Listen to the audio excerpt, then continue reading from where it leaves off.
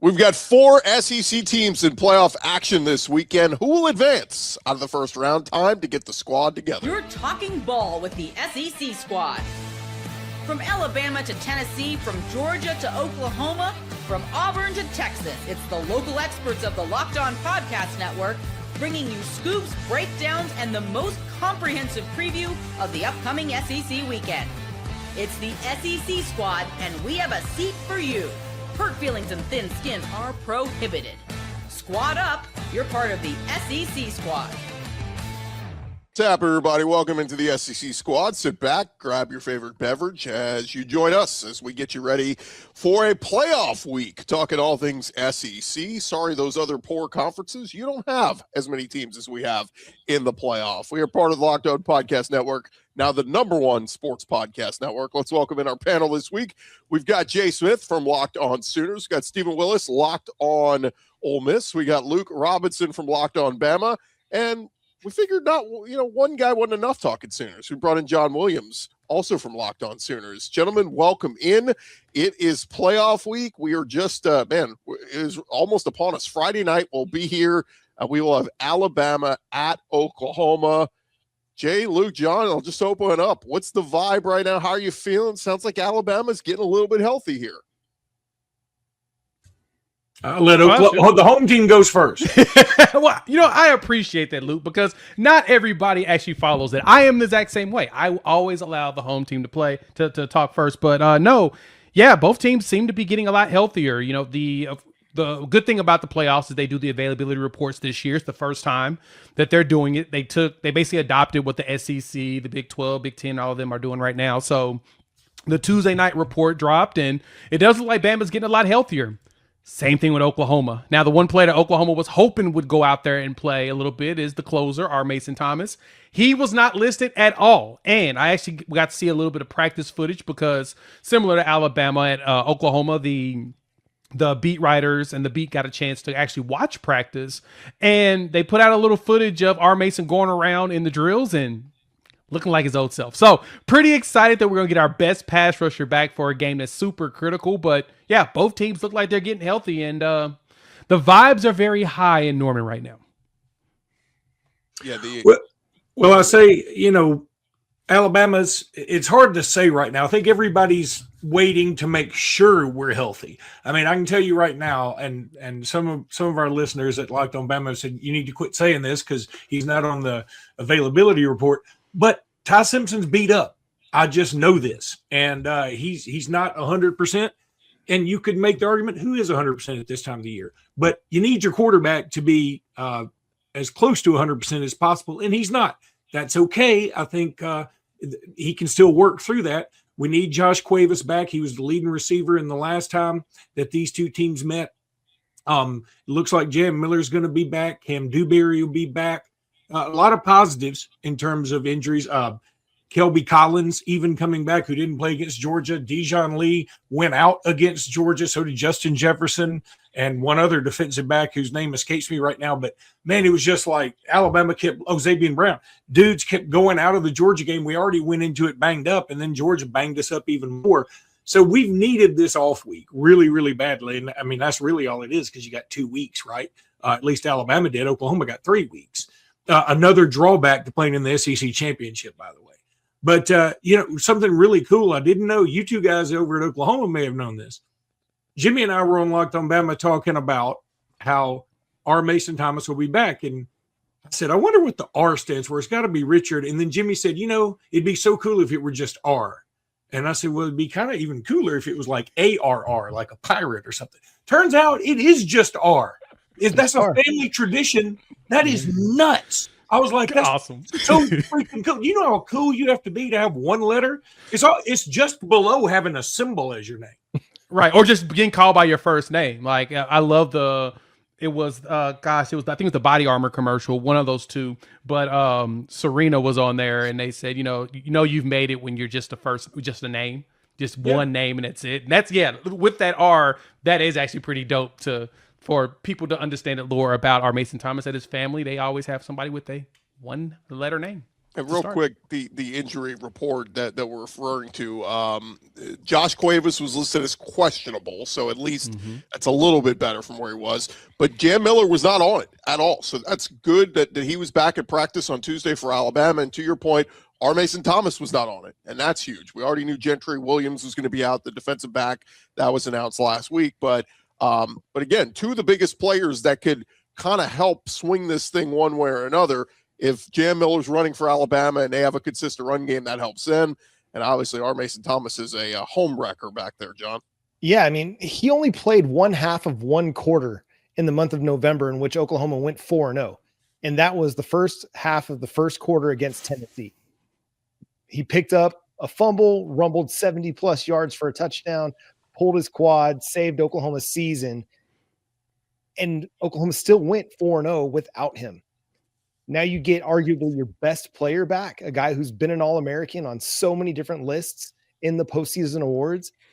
Huge, man. And for an offensive line that already had a little bit of trouble defending or blocking Oklahoma's defensive front and their blitz packages and things like that, this is just another toy for Brent Venables to play with.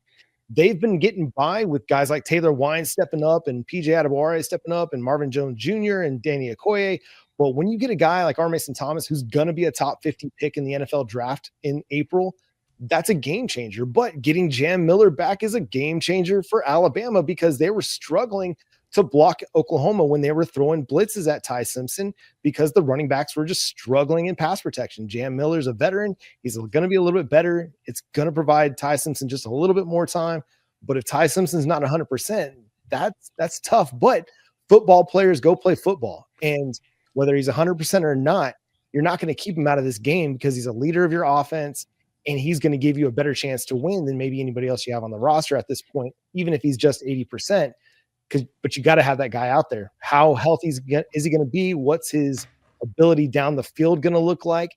How much is Kalen DeBoer going to open up the offense against Oklahoma's defense? Are they going to try to push the ball down the field? Or are they going to try to live in the short game and try and let guys like Ryan Williams and Jeremy Bernard make people miss and so that Ty's not having to hold on to the ball for so long and take a lot of hits? That's going to be something I'm going to be looking forward to watching early in this game because you expose him to a physical pass rush and he may not make the game.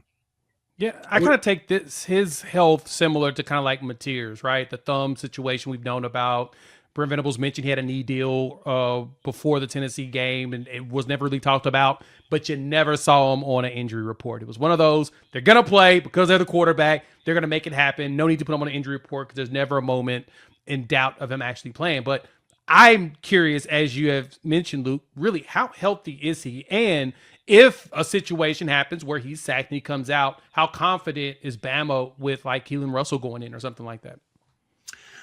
I'll say this. First of all, Jam Miller did play in the first game. He just didn't play well. I mean, he had 9 carries, 27 yards. He sort of didn't look great in the pass protection either, which was sort of his forte. He seemed like he was banged up. For being there. Huh?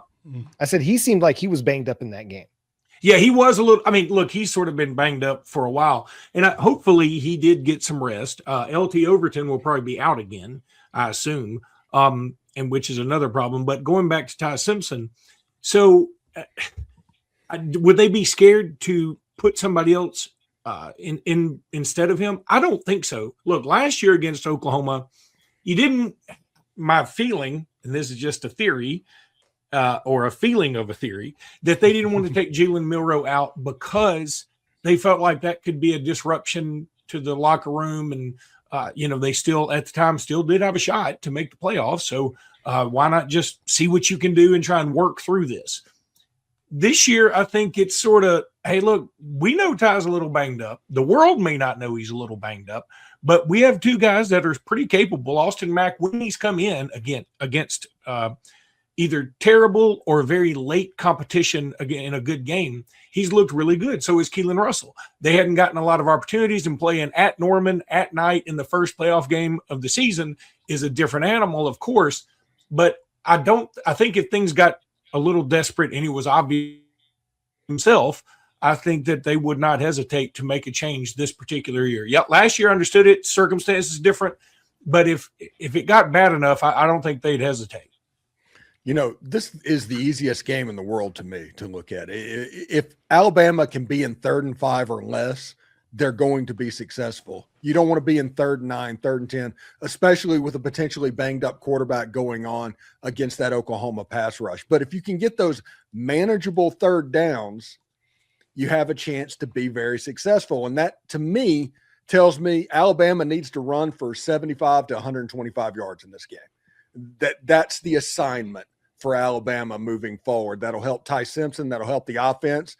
And if they can play clean and not turn the ball over, which was the story last time, they should be all right then. But if they can't run the football, if they do what they did against Georgia, if that same thing appears, Oklahoma's going to win this game.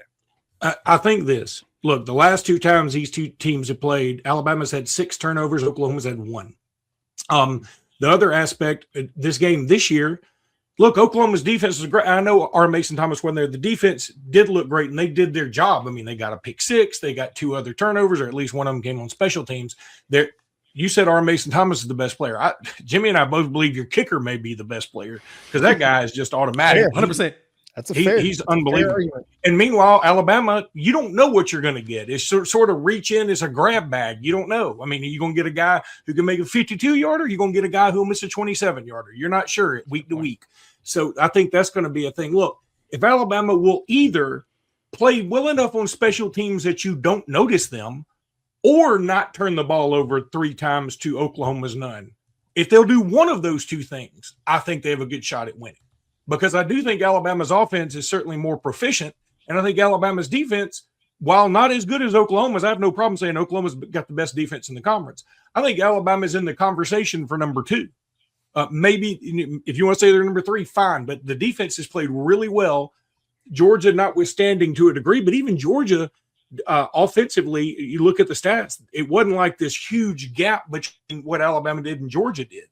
I think one of those times, again, Alabama's offense had the turnover and downs in the red zone against Georgia that led to an easy touchdown, just like when Alabama had a fumble on a punt return and gave up a huge punt return on the first drive. Mm-hmm. And that set up Oklahoma for an easy score just right off the bat.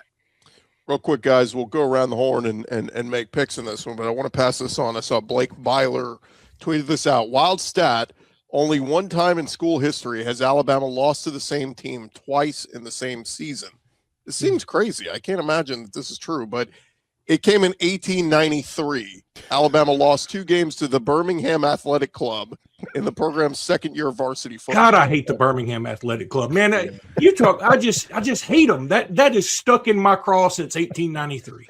Yep. You don't mess with back. You don't mess with back. So look, it's hard to beat them twice. I think you've had a couple teams, maybe Georgia once or twice, where they played LSU, in the SEC championship game and things like that. But it's history speaks for itself. So real quick, guys, we'll go around the horn. Jay, we'll start with you. About 30 seconds. Give me who wins and why. I'm going with Oklahoma. I think defense prevails. It's going to be a very low-scoring game. I don't know about turnovers, but I think Oklahoma does just enough with special teams to close it out. Very low-scoring game. Give me Oklahoma by a field goal. Steven? I think Oklahoma as well. Go with the home team in this situation. I don't think Alabama is going to be very successful running the football, which is going to be a problem for them. John? Yeah, I'm going with Oklahoma. Alabama's offense just isn't the same offense when they're on the road than when they've been at home. They average 15 points per game less. They average 122 total yards per game less than they do when they're at home, or a little over 100 total yards per game less. It's a different team. This is going to be an electric environment. The defense is going to play out of its mind. Luke? All right, I'll be the lone wolf. I'll take Alabama. Like Jimmy said, it's the race to 23 points. And I think Alabama has a better shot offensively of scoring 23 points. If they do have another pick six or a scoop and score or a special teams snafu, then Oklahoma probably is going to win this thing. But like I said, if they will just play average on special teams or not have 3 turnovers or more, I feel like Alabama wins. I feel like they're the better offense. Yeah, this is one that my brain just keeps telling me it's Oklahoma. That crowd in Norman, it's going to be electric. They're going to be loud and all this, but sometimes sports doesn't make sense. Alabama could come out, go right down the field, score 7 points. You go, oh, where'd that come from? And, it could be all Alabama. So I'm probably going to stick with Oklahoma as my pick, but Luke, I think is look. There's a great reasoning to be had there. That first one to 23 points will win the game. So I mean, I'll say this, and I think Jay would agree. Like, we both can see a scenario in which Alabama wins. Like, there's no lock at all. Zero. I think it's. Well, I mean, it's a 1.5 point spread. Yeah. Oklahoma or Alabama, and it's been fluctuating the whole time. Flip a coin, and you'll probably be right. The one thing I like is Kalen DeBoer is usually pretty good in games like this when people doubt the heck out of him. I mean, take the SEC championship out of it to a degree because we all know Alabama came limping into that, and Georgia's a really good team anyway. But a lot of times when people doubt DeBoer, I mean, Oregon did it 2 times in 1 year. So there we go. Well, we'll see if he helps Michigan next year when he leaves after he loses this one. So I'm going to miss him. Michigan, he'll have to play Oklahoma again. If he leaves for Michigan, I'm going to become a Birmingham Athletic Club supporter. I can tell you that right now. Locked on BAC. All right, plenty of other games to get into when we return, guys. We'll go out to College Station. We'll talk Miami versus Texas A&M. More squad talking more ball next. Back to the squad show in just a second. But first, you ever feel like your money just disappears every month? It happens fast. A few subscriptions here, an impulse buy there, and suddenly the numbers in your bank account don't match the numbers in your head. Rocket Money helps you get clarity, track every dollar, and stay in control of your finances because managing your money shouldn't feel like a second job. Rocket Money does the heavy lifting for you so you can save more and stress less. Choose the ones that going to save you the most money. Rocket Money, they're going to find subscriptions you forgot you were paying for and help you clean them up quickly. You're going to like how Rocket Money automatically builds budgets based on past spending. It keeps you on track without overthinking it. And having the app find good times to save each month keeps you consistent with your financial goals. Go take control of your finances and cancel your unwanted subscriptions with Rocket Money. Just go to rocketmoney.com/lockedon. That's rocketmoney.com/lockedon. rocketmoney.com/lockedon. SEC squad are along here, and thank you guys for making us your first listen of the day. Thank you for making Locked On the #1 sports podcast network. Look, you already live your team every day. Now you can take it up a level and go ad-free. Join the Everydayer Club and get whichever is your favorite Locked On show with no interruptions, members-only Discord access, and more. In fact, we're all on the Discord. We're chatting up with you guys right now. $5 a month or $50 for the year. Just go to the link in the show notes to learn more about the Locked On Everydayer Club. All right, let's jump back into it, guys. We've got at 11 a.m. Central, it will be number 10 Miami at number 7 Texas A&M. I feel like we haven't talked enough about this game, but Aggies coming off their first loss of the season to Texas. They had to sit idle while Bama and Georgia were playing the SEC championship. Feels like we're going to get to me at least, a very hungry Aggies team coming out Saturday morning against Miami. What say you guys? Yeah, I think so, but I just don't know. I don't know what this team is because they played some good teams early in the season. Well, they played Notre Dame. I don't know how good they are. And they beat them by 1. And then they played Texas, which we saw how up and down Texas could be. They survived Kentucky, survived Mississippi State. And when they played Texas, it didn't look very good. So I want to be rah-rah SEC and believe that the Aggies are not going to do the thing the Aggies always do, which is disappoint and provide a letdown. Miami listen, they're a really good defense too, and they've got some really good players on that side of the ball, but there's still Carson Beck. So this is another one of those games where I have no idea because I don't trust either of these teams or either of these coaches in a big-time game. I think this is about which team screws up less. Yeah. I don't think either one of these teams is going to take the game by the horns. I really believe that whichever team can handle this pressure. Look, I just looked it up. You know how many times A&M's won 11 games since the year 2000? This year and 2012. I mean, wow. That's a lot to handle. Now, obviously, Indiana did it to some regard last year. Of course, they went out in the first round of the playoffs, but they were able to bounce back this year, and, of course, they're the #1 seed. But this year, A&M, they've just been on top of the world. There were some people, including me, who thought, hey, maybe they should be ranked #1. And then they go into Texas, a team that we know has plenty of flaws, and they get routed. right? And I just want to see how they come back after that game, because that was their toughest game of the year, and it really wasn't super competitive. So I'm wondering if they're going to be able to take that and transform it, or if that was really a downer for their psyche. So let's see. I'm picking A&M to win because I am going to be an SEC guy. Because the other side of this is, how many times has Miami been super successful since, I don't know, let's call it 01. That 01 team was pretty dog salty. But they have not been able to handle success very well either. So again, I think whoever screws up the least wins the game. Yeah, the funniest part of this whole situation is Miami in the same time frame has been to Kyle Field twice, and Georgia has still never gone there while Texas A&M has been in the conference. It's absolutely nuts that Carson Beck is going to go in. Now, it is funny that I see on Twitter is like, oh, he's going into Kyle Field. It's going to be hard. Well, he did play in the SEC, and he played games in Knoxville and stuff like that. He's seen crazy atmospheres. I do not trust him in a big game, though. But I don't trust Texas A&M necessarily either. I mean, this is one of those games that's just going to be fun to watch because it literally can go any direction. You have no idea going into this football game how it's going to go. Let me just add 2 stats real quick. We talk about, slowing down the run. A&M did get Lavian Moss back this week to practice. Mm-hmm. So that's going to help with Ruben Owens and Amari Daniels in that rush attack. But secretly, we know Oklahoma's 5th in the country in stopping the run. Miami's like 7th or 8th. They're top 10 as well. So they're really good at that. And then the other part, I remember right when we said, Carson Beck in a big game, he's going to throw the ball, turn the ball over a lot of interceptions. A&M, 3 interceptions all year. It's not something they do. They don't pick the ball off a lot. So take it, Jay.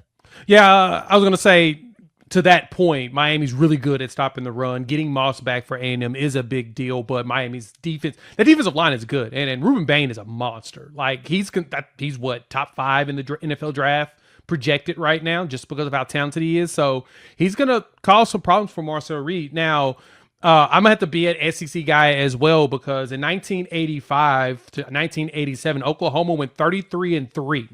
Their 3 losses were to Miami every year. So in my heart of heart, I hate those people. So I'm going to have to hate them because they ruined, these win streak opportunities because they just had to be in the way. So with that being said, give me A&M to hopefully not piss me off by losing this game. But it should be, I think it's going to be more of a shootout. It feels like this is going to be similar to A&M versus Notre Dame. I feel like it's going to be in the 40s for both. Both defenses are supposed to be good, but it doesn't feel like either defense is going to be able to do much with the other side. So I think it's going to be one of those where the score's going to be run up, and it'll be like a late field goal to win the game. It's going to be weird that it's going to be that way, but I do feel like it's going to be like in the 30s or 40s for both teams. I think a lot of people have forgotten these 2 teams played in 22 and 23 too, because those games were somewhat unremarkable. I know Miami won the one in Coral Gables, maybe something like 50-30 or something.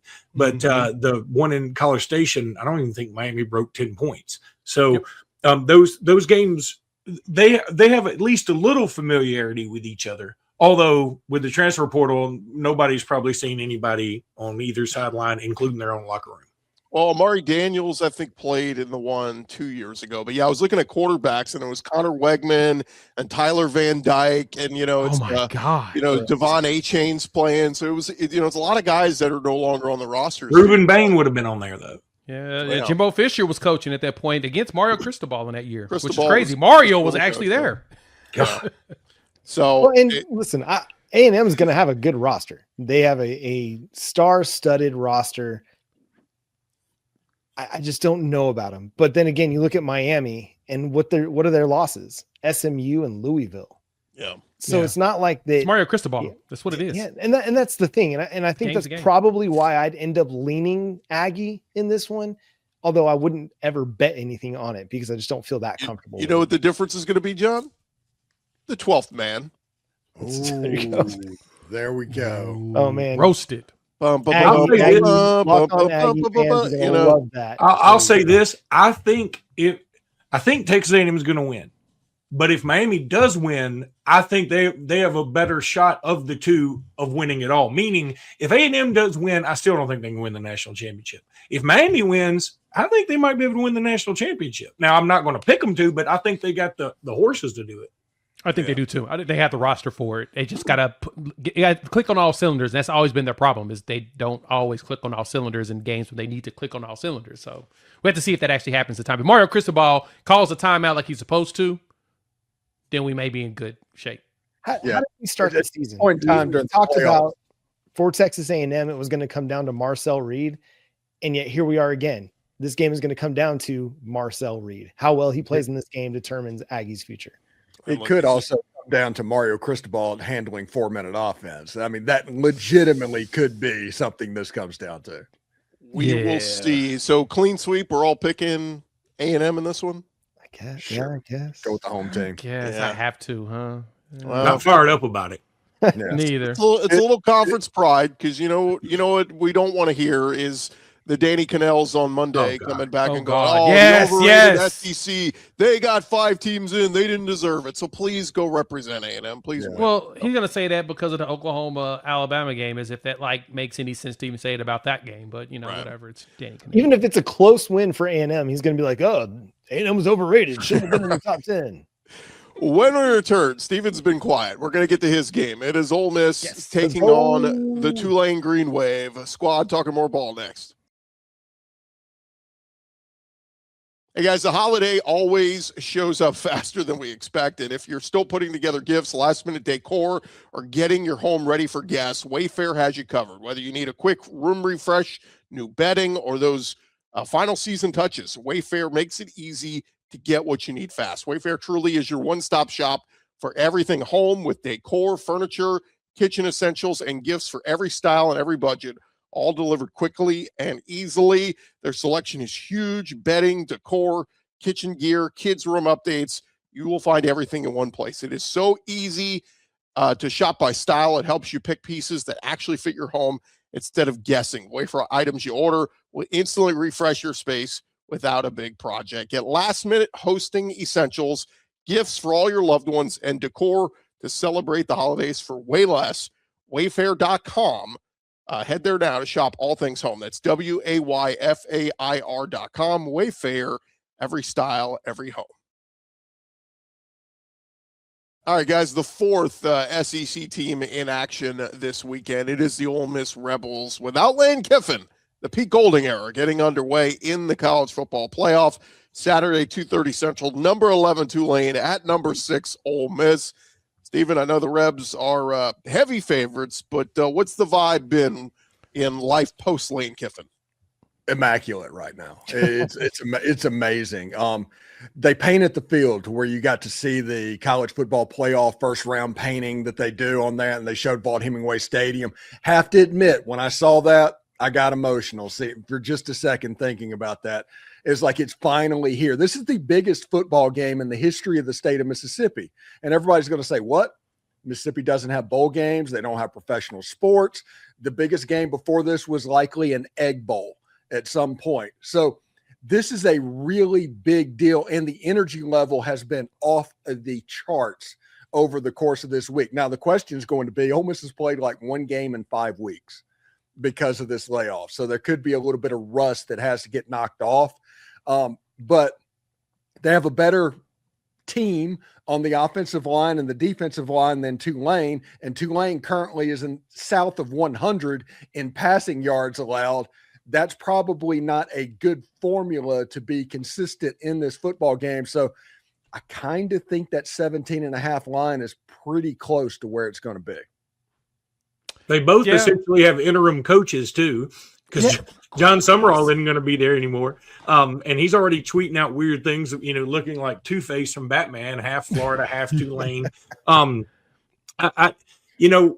How much, all I can keep thinking when people keep saying Tulane and Ole Miss and JMU and Oregon, how much better would the playoffs be if they were truly the way it should be and Notre Dame were coming into Ole Miss? Oh my God, if you think this is the biggest game in Mississippi history, this would be, you wouldn't be able to top Notre Dame coming in there. That'd be amazing. And that's how it should be. But instead, like I said, we've got to do the make-a-wish thing, and we've got to let teams that don't play in the same league always get into the playoffs for some reason. I know Joe Klatt took a lot of heat this week because he said the NCAA tournament is really, I can't remember what he said verbatim, but he's basically saying nobody cares about the Cinderellas. He doesn't like it. I'm going to tell you something. He's wrong. The NCAA tournament is always fun. I've always said that it's entertaining, but I do think he's right. It's not necessarily the best way to find out who the real best teams are. And see, football isn't like that. So you can't compare the two, right? And kind of get away with it. You can't do that in football. We need to quit pretending like you can have JMU come in and win this thing, or Tulane. They can't come close. So let's let the teams that really deserve it in there. That's how little of a chance I think Tulane has. I'm spending most of my time talking about why they shouldn't be in there. And again, I'm not trying to tick off any Tulane fans, but somebody tell me where I'm wrong. If BYU were at Oregon and Notre Dame were at Ole Miss, along with Bama, Oklahoma, and Texas A&M, Miami, holy cow, that is appointment television. And I don't even care that the NFL has 2 games. Yeah, I think we would have outdone them 100% with that. And you can't pretend that you're going to be able to find an actual national champion when you have 130-something teams, and these teams can't play multiple times in a week. That's why basketball is so much different. I hate that Klatt made that comparison, because James Madison made it to a Final Four, and we were having fun watching them upset teams that year. Now, George Mason, I think you mean. Yeah, George Mason. I'm sorry, George Mason. Yes, correct. My bad. That's on me. Again, so you don't even remember it as much, but you do remember there was a massive Cinderella story that went through there. But I digress. I mean, heck, watching Steph Curry do that at Dayton, and he made a big run. You have those moments, but you can't have that in football because you only get 1 game a week. Physically, you can't play more games. But outside of the fact that Tulane, we don't feel like Tulane should be there. I mean, they've already played Ole Miss, and we saw how that went the first time. So they get a rematch for it to be the exact same way. Luckily, I am 100% rooting for the Hottie Toddy. I can now root for the Powder Blue now that Lane Kiffin is gone. That is no shade to the fans there. It's really, truly, I just don't like Lane Kiffin. I've never liked him, and I've always been anti him, especially after the Tennessee debacle. So because of that, now I can root for Hottie Toddy because I love that powder blue. I think it's beautiful. Now, Tulane's got that powder blue. What are they going to wear, Steven? What are they going to wear? Classic navy blues, navy blue helmet, navy blue jersey, gray pants. Oh, saving the powder blue for New Orleans. I like it. They will not wear the powder blue jerseys unless they don't have the red numbers. There's too much lane stink on the powder blue for the playoff run. Next year it might come back. But the way they're kind of going to get back to what they were as far as uniform goes, because they've always had a great strip. Let me give a fighting chance to Tulane here, just from a perspective of, we know Ole Miss is the 3rd best offense this year in terms of yards per game and all that. Do you know who's number 1? North Texas. North Texas, yeah. That's who Tulane just played in their, the AAC title game, held them to 400 yards, but 4 of 12 on 3rd down and forced 5 turnovers. Tulane didn't turn the ball over. I'm just saying, if there's numbers like that, then they have a fighting chance. If they force Ole Miss to not convert 3rd downs, turn the ball over a ton, that's their chance. Yeah, that's just bad. That's really Richard's fantastic force stretching right there. I can tell you that. Yeah. Hey, I will say this: if it's in the 4th quarter and it's a 1-score game, let's say it's 24-19, Ole Miss is going to get tight. That stadium is going to get tight. That is Tulane's path. Is just go slow and keep it close, kind of like the Kentucky game of 2024. That is the path for Tulane. What about the Tulane game 2 years ago, Stephen? Remember, that was tight down to the 4th quarter. Yeah, yes. If that happens, that's exactly what would need to happen. The difference is that happened in Ullman Stadium in New Orleans, as opposed Tulane had a better quarterback. Yeah, and Darian mentioned at that point. Now, I'd say for Tulane, the only path I really see, and you mentioned it, Gordy, with the way they played against North Texas, is if there's a little bit of a delay with Ole Miss because of the whole coaching shift, right? The new coaches, some coaches coming back after basically leaving, new head coach, new voice. But I don't expect these players to really miss that much of a beat because there's so much continuity that goes there. But we have seen in situations where continuity did not start off strong. It took some time for some weird reason. We've seen that before in a lot of teams, but I don't expect it. But that is probably the path, is that they're hoping that. Now, Summerall's leaving too, and most of his stats about to bounce as well. So that's when things get a little weird. But Retzlaff, he's played in the Big 12. You know, he played at BYU, and he was a fun watch. I remember when OU played them and went out to BYU when he was a true freshman, he was balling out. He's a fun player to watch. He's got a lot of moxie to him. He's got a lot of heart, and he plays really hard. The question's going to be is, can their defense do something to slow down Trinidad Chambliss, who has not really turned the ball over, who's been fantastic with managing the ball itself and not giving it away. If they can figure out a way to make him make mistakes, sure. I don't see it, though. I just don't see that part of the path happening. One thing that's interesting in this game is they played Ole Miss before Kewan Lacey became Kewan Lacey. Yeah, that's true. And this offensive line has improved so much over the last 3 months. Ole Miss and Tulane played 3 months to the day from the next time they're going to play. So both teams are completely different, but I think Ole Miss's running game, they hit 200 yards, something like that. I don't know if Tulane's going to be able to match that. Ole Miss has the advantage on the offensive and defensive line, and that is just not a recipe to be overcome. So just to recap, guys, we're all taking Ole Miss to win this one, right? Let me add one little caveat here. First of all, it just dawned on me that should Ole Miss win, they play in the Sugar Bowl against Georgia, right? Isn't that right? Back in Louisiana, where Lane Kiffin went. So that means some of the coaches that are going to end up at LSU and some of the players that may end up at LSU, they can save so much on travel costs if they just win this game, go to New Orleans, and it's just a short bus ride to Baton Rouge. It's like 50 miles up the road. It is. Roughly. By the way, if Ole Miss beats Tulane, there will be 45,000 Ole Miss fans in the Sugar Bowl. Yeah. Please, I want them to. I want you to. You better do that. Be full. That's what will be fascinating. And then how does round 2 of Georgia versus Ole Miss go? We'll cross that bridge when we get there. But to recap our picks, guys, we're all taking Ole Miss to beat Tulane, right? We all took Texas A&M to beat Miami. And then Luke, the lone Bama representative, the rest of us taking Oklahoma.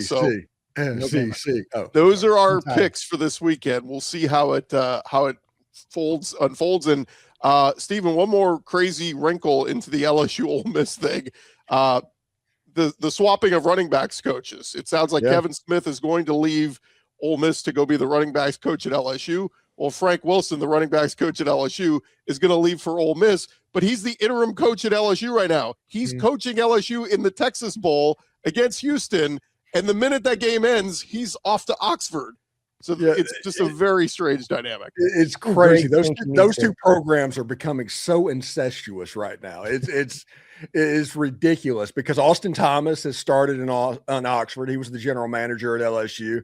And Kelvin Bolton, who was the player personnel guy in Baton Rouge, originally at Ole Miss, he's come back to Ole Miss. So it's going to be September 19th. Just book game day right now. That's why the SEC is the best, though. I've always said we've got personality. Like the hate is so ingrained. Like Minnesota may play Wisconsin for the old wooden bookcase or whatever. Nobody knows. Nobody's worried about it.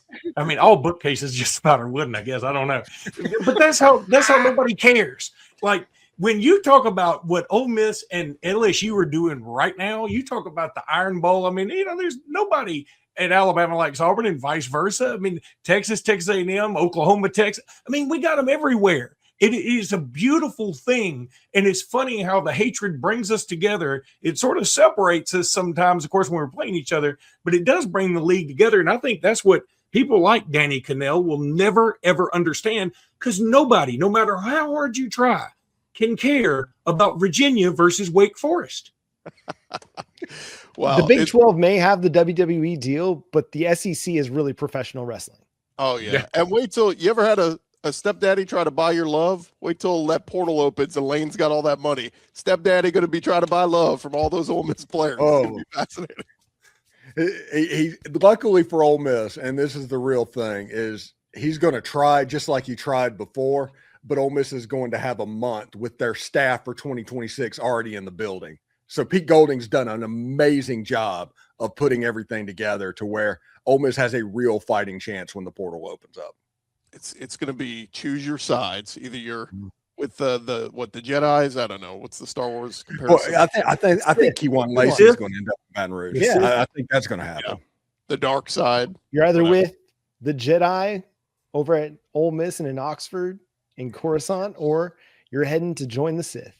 Yes. Well, Lane Kiffin. Hey, There one you other go. thing. I think Lane has finally gone too far with this LSU Ole Miss stuff and all the stunts that have been pulled. I think he's finally done it. I think karma is going to catch him. It's had a hard time catching up to him. You know, it kind of followed him all over the place, and it seemed to be one step behind sometimes. I think he's finally done it. I think it's going to be one of those situations where in 3 years, he's going to go, man, I probably shouldn't have left there. Yeah. What's got a Franchoni to A&M feel about it? It was like 4:00 this morning, apparently on Tuesday morning. He sent a text message to the Ole Miss beat writer that called him a hoe like that, talking about Trinidad Chambliss, and his answer at a press conference being similar. And is he a hoe? And it's like, good gosh, man, it's 4:00 in the morning. That's way too early for this. Well, Luke has texted plenty of hoes at 4 a.m. Let's leave it there. I just don't ever get a text back. That's the problem. Hey, look, I figure if you keep throwing enough stuff against the wall, somebody's going to show up. Shoot or shoot. We will leave it there, guys. Thanks so much for making us your first listen of the day. Thanks for tuning in. And, hey, make sure you follow and subscribe to your favorite Locked On show to get all the latest episodes. If you need a last-minute holiday gift or someone keeps asking you what you want, make it easy. Ask for the Everydayer Club. Ad-free episodes of this show, all of our shows, exclusive Discord server access, and more. Subscriptions can be gifted through that link in our show notes. For those of you on video, we send you the first ever 24/7 national Locked On Podcast Network YouTube channel. On audio, make sure you make your second listen Locked On College Football. For Jay Smith, Stephen Willis, Luke Robinson, John Williams, I'm Chris Gordy. This has been our Locked On SEC Squad. Hotty toddy.